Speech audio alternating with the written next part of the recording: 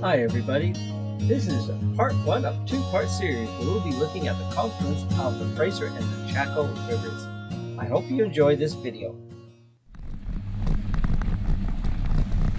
I decided to start this video from Lake Leech Park. This is the section of the trail that goes from Lake Leech Park to Confluence Island that was not shown in previous videos. Here we're going to enter Tyler Drive for about a block before we get back onto the path.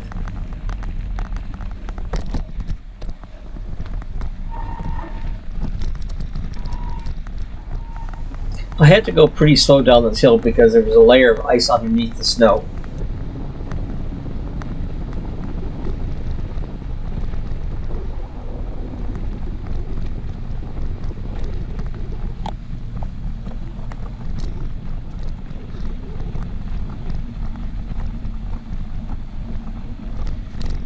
And here's where we joined the river path from the Confluence Island video. Of course there was no snow, and that was only a couple days before. And here we're at the confluence of the Fraser and Nechako rivers. About 3 days after I biked down here, so it shows you how much colder it is.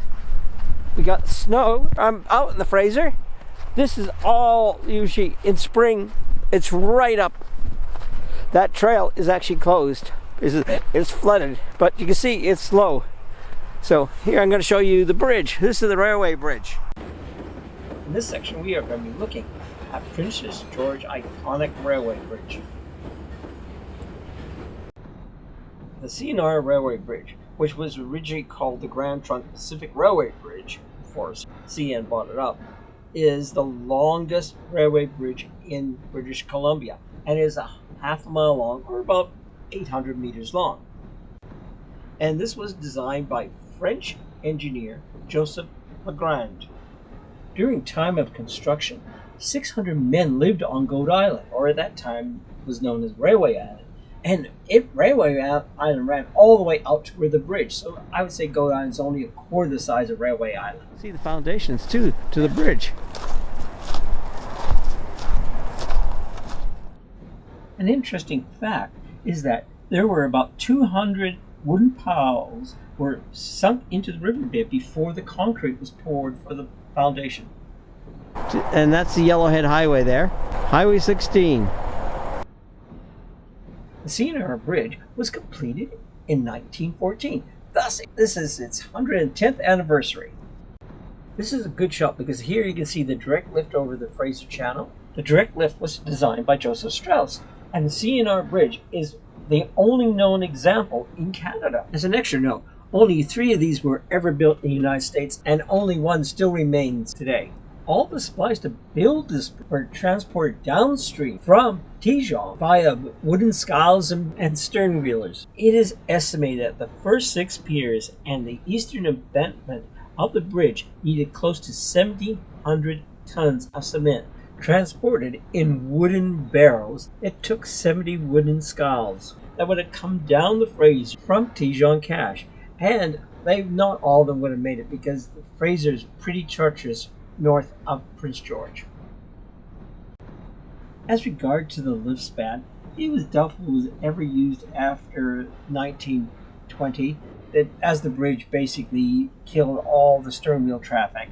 And in 1954, CN was given permissions to convert the lift span into a fixed span. Longtime residents of Prince George remember driving and walking across this bridge. A roadway on each side was used for cars and pedestrians from 1915 to 1987, at which time the Yellowhead Bridge was completed. Yeah, it's a great shot. Oh, I love that shot. Oh, that's cool. A view of the bridge from Goat Island. You can really appreciate how long this bridge is. In this section, I actually caught some actual train movement on the bridge, which I thought I'd cover because that looked pretty cool.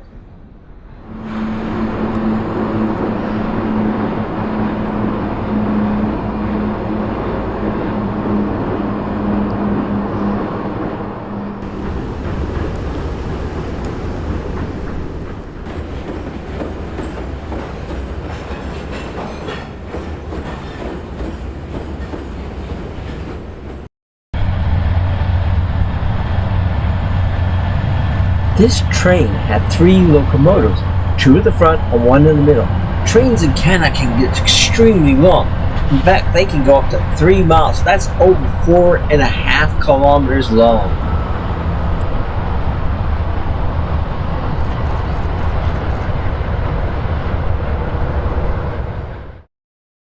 Trains in Canada are very long. It expands right across this whole bridge.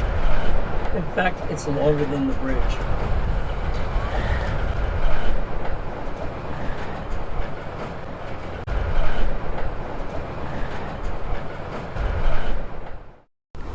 So, there's a little bit of an extra. I thought we'd be taking this. We're going to walk under the train tracks as it's going above us. That's crude oil! So this should be interesting. So we're going right underneath the train tracks. So the train's coming right above us. So we're going to do that. In this section, we are going to be looking at the heavy industry that you can see from the riverbed of the Nechako Channel.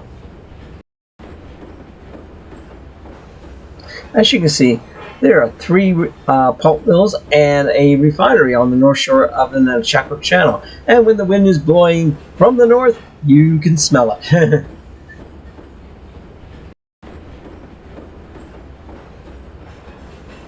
Yes, Prince George is a pulp and paper mill town.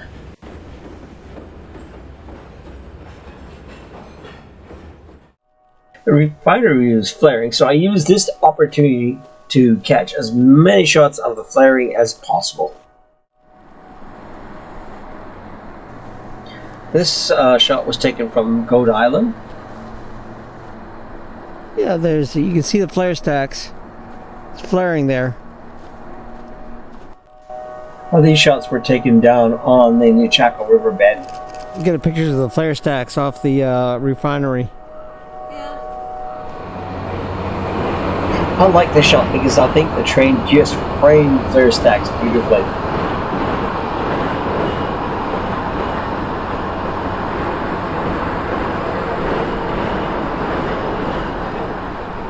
As you can hear the sound from the refinery when they are flaring, that sound is going constantly while they are flaring. Oh, awesome! Finally. Uh-huh.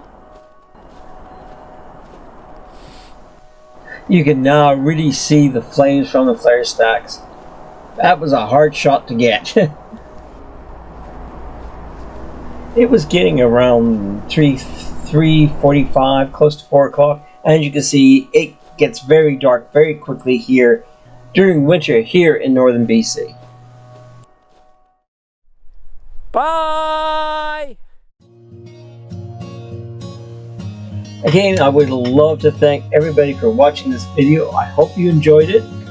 Okay, now that I made you suffer through the industrial section, in the next video you get to see all the natural beauty and even some birds of the confluence of the Fraser and Nechako rivers. Yay! See you soon!